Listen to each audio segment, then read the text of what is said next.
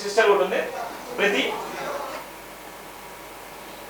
JB వార్తలకు వెళ్ళే ముందు ఇంకా ప్రధానంగా చాలా చాలా వార్తలు కూడా మీకు చెప్పేటువంటి ప్రయత్నం చేస్తాను.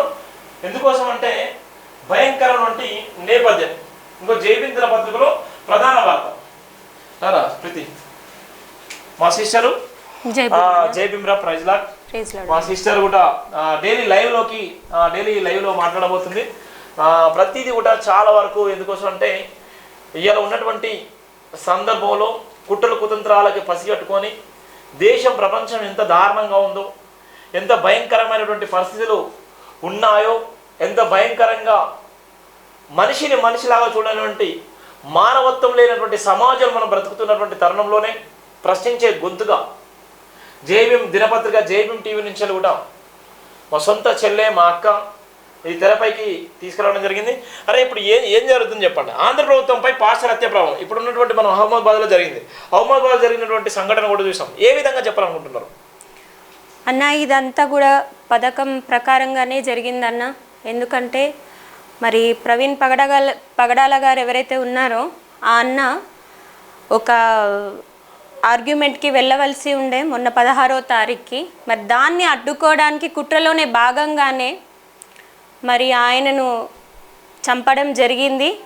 అది ప్రతి ఒక్కరికి అర్థమవుతున్న పచ్చి నిజం. అది ఎంత కవర్ చేసినా, ఎన్ని మసిబూసి మారడికాయలు చేసినా కూడా మన కళ్ళు కప్పడానికి ఎన్ని అబద్ధాలు, ఎన్ని మోసపూరితమైనటువంటి మాటలు చెప్పినా కూడా అన్న ప్రతి ఒక్కరూ కూడా సమాజంలో చిన్న పిల్లల దగ్గర నుంచి ముసలి వాళ్ళ దగ్గరికి కూడా, అంటే ఒక క్రైస్తవ సమాజం మాత్రమే కాకుండా అన్ని వర్గాలకు చెందిన పెద్ద మనుషులు కానీ ఇవాళ చూసినట్టయితే అన్న మనము మన హిందూ సమాజంలో కూడా పెద్ద పెద్ద పండితులు కానీ పెద్ద పెద్ద వాళ్ళు శాస్త్రులు కానీ వాళ్ళు వచ్చి మాట్లాడుతుంటే వాళ్ళని కాల్ చేసి ఈ హమారా ప్రసాద్ అని అట్లాంటి వాళ్ళు పెద్ద పెద్ద వాళ్ళు వాళ్ళకి కాల్ చేసి తిట్టడము, బెదిరించడము, వాళ్ళ గొంతు నొక్కే ప్రయత్నం చేస్తున్నారన్న.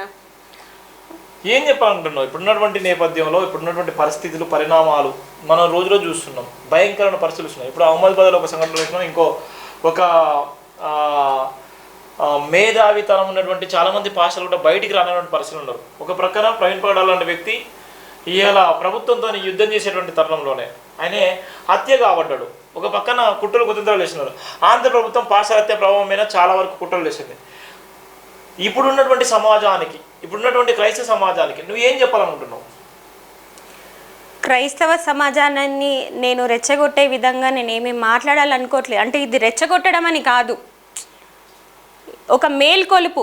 ప్రతి ఒక్క మనిషి పుట్టుకతో పుట్టిన ప్రతి మానవ జన్మ ఎత్తుకున్న ప్రతి మనిషికి కూడా ఇదొక మేల్కొలుపు. మనం ఒకరిని పోయి కొట్టమంటలేమన్నా, మనం ఒకరిని రక్షించమంటున్నాం, ఒకరిని ప్రేమించమంటున్నాం, మానవత్వాన్ని చూపించమంటున్నాం. ఒకరికి ఏదైనా అన్నం లేదు అని అంటే పెట్టే మనిషి పగడాల అన్న. అలాంటి మనిషిని చంపినప్పుడు ఇవాళ సమాజం ఎక్కడికి వెళ్తుంది? మానవత్వం ఎక్కడికి వెళ్తుంది? నిజాయితీగా మాట్లాడితే గొంతు నులిమేసి చంపేసే ప్రయత్నాలు ఇవాళ జరుగుతున్నాయన్న.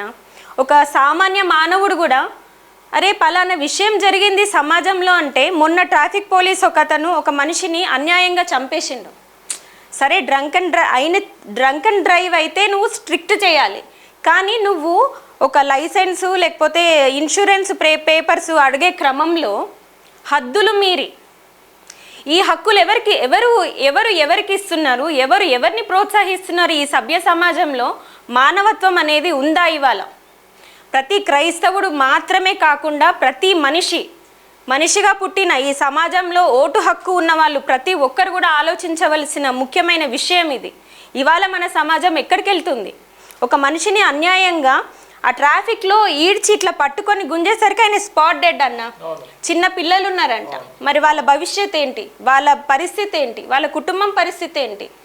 సడన్గా ఒక ఇంటి పెద్దను కోల్పోయినరు ఆ పిల్లలు, ఒక తండ్రిని కోల్పోయినరు, ఒక భార్య ఒక భర్తను కోల్పోయింది. ఇలాంటి సమాజంలో మనము జీవిస్తున్నాము. మరి అలా అన్యాయం జరిగినప్పుడు కొందరు వందల మంది, ఒక చిన్న పిల్లోడంట వీడియో తీసిండంట, నాట్ ఈవెన్ మేజర్, ఒక కాలేజ్కి వెళ్ళే పిల్లోడు వీడియో తీసి రెడ్ హ్యాండెడ్గా ఇలా జరిగిందని చెప్పేసి వాళ్ళు వచ్చేంత వరకు ఆ వ్యక్తి ఎవరైతే చనిపోయినరో ఆ చనిపోయిన ఆయన ఫోన్ నుంచి కాల్ చేసి వాళ్ళని పిలిచిండంట. వచ్చిన తర్వాత చెప్పిండంట. మరి అలాంటి బాధ్యత, అలాంటి విచక్షణ, అలాంటి ఆలోచన విధానం ఇవాళ సమాజంలో ఎక్కడికి వెళ్తుంది? మనం ఎక్కడ జీవిస్తున్నాము? ఒక సాటి మనిషి కోసం ఆలోచించే మానవత్వం ఇవాళ ఎక్కడికి వెళ్ళిపోతుంది? ఇది ప్రతి ఒక్కరు కూడా ఆలోచించాల్సిన విషయం ఇది. మరి మొన్న యాక్సిడెంట్ జరిగినప్పుడు అంతమంది గుమ్ముగూడి అలా జరిగినప్పుడు వాళ్ళందరూ ప్రశ్నించిండ్రన్న. ఏ పోలీస్కి కూడా, ఏ కామన్ మ్యాన్ కూడా భయపడలేదు. ఒక ఆడామె, ఒక అక్క వచ్చి కాలర్ పట్టుకొని అడిగింది, నువ్వు ఒక మనిషిని చంపే అధికారం నీకు ఎవరిచ్చిండ్రు? ఒక ప్రాణాన్ని మింగే అధికారం నీకు ఎవరిచ్చిండ్రు? ఏ చట్టం ఇచ్చింది? ఏ సమాజం ఇచ్చింది? ఏ నాయకుడు ఇచ్చిండు అని ప్రశ్నించింది. మరి ఇవాళ మనము ఇదే సమాజంలో మనం ఉన్నాం, ఇదే నగరంలో మనం జీవిస్తున్నాం, ఇదే భూమిపైన మనం ఉన్నాం, అదే ఆహారం, అదే తిండి మనం తింటున్నాం. మరి మనలో చలనం ఎందుకు లేదు? ఒక మనిషికి అన్యాయం జరిగినప్పుడు మీ గొంతుకలు ఎందుకు ఎత్తుతలేరు? మీరు ఎందుకు ప్రశ్నిస్తలేరు?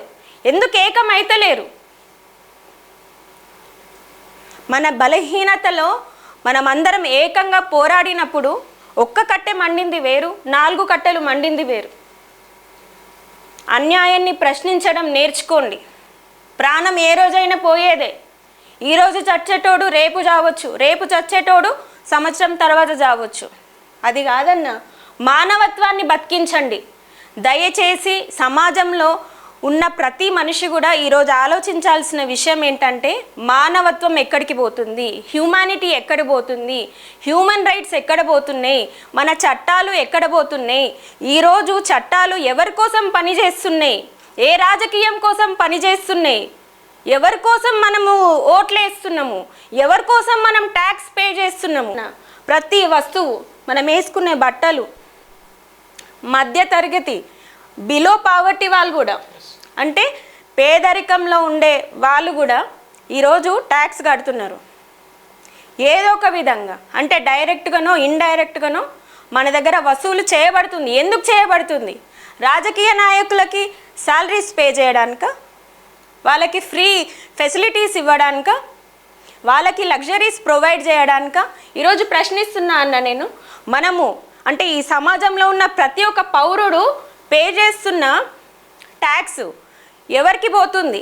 ఎవరు జీతాలు ఇస్తున్నాం? మనం ఎవరిని పెంచి పోషిస్తున్నాము? వాళ్ళని పెంచి పోషించేది మానవత్వాన్ని చంపడానిక, నిజాయితీని గొంతు నులమడానిక, లేకపోతే మనుషులు బతకకుండా ఒక డిక్టేటర్షిప్ అనే వ్యవస్థని పెంచి పోషిస్తున్నామా? ఇవాళ మనము ఒక పాముకి పాలు పోసి పెంచుతున్నామా మనం సమాజంలో? ఎక్కడికి వెళ్తుంది సమాజం? ఒక రాజకీయ నాయకుడికి అన్న అన్నీ ఫ్రీ అన్న, మరి పేదవాళ్ళు ఒక లైట్ పెట్టుకుంటే అన్న ఈ కాలంలో 500 వస్తుందన్న. ఎంత ఘోరం అది! ఒక మనిషి పొద్దున్న నుంచి సాయంత్రం వరకు కష్టపడితే 500 సంపాదిస్తాడన్న. అది కరెంట్ బిల్లు 500 నుంచి 1000 రూపాయలు. ఏది చిన్న పూరి గుడిసెలో ఉండి ఒక్క లైటు, ఇంత ఎండలో ఒక్క ఫ్యాన్ పెట్టుకునే వాళ్ళకి ఇది ఎక్కడ అన్యాయం అన్న? ట్యాక్స్ రూపంగా తీసుకుంటారు, కరెంట్ బిల్లులు తీసుకుంటారు, ఈ పన్ను ఆ పన్ను అని అంటారు. మేము సంపాదించే తిండిలో మీరు తీసుకుంటారు ట్యాక్స్. దేనికి? అన్యాయాన్ని ప్రశ్నిస్తే చంపడానిక మీరు ట్యాక్సులు తీసుకునేది? మేల్కోండి. ఈరోజు క్రైస్తవ సమాజం ఒక్కటే కాదు, ఈ సమాజంలో ఈ భూమి మీద జీవిస్తున్న ప్రతి ప్రాణి, బ్రతుకుతున్న ప్రతి మనిషి కూడా ఆలోచించాల్సిన విషయం అన్న ఇది.